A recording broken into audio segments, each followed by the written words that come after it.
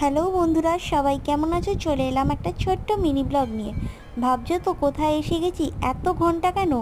আসলে এটা হলো নৈনিতাল থেকে কিছুটা দূরে অবস্থিত গোলু দেবতাকা মন্দির।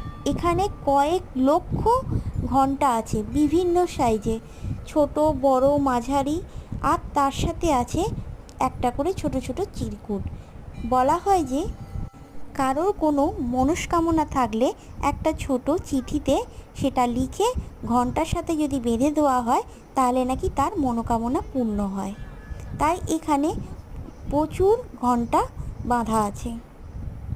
এই মন্দিরটা থেকে ভীমতাল লেকের একটা সুন্দর ভিউ পাওয়া যায়। যদি কেউ নৈনিতাল বেড়াতে যান তাহলে অবশ্যই এই মন্দিরটা ঘুরে আসতে পারে। ভিডিওটা ভালো লাগলে একটা লাইক করে দিও, চ্যানেলটাকে সাবস্ক্রাইব করে দিও। Thank you.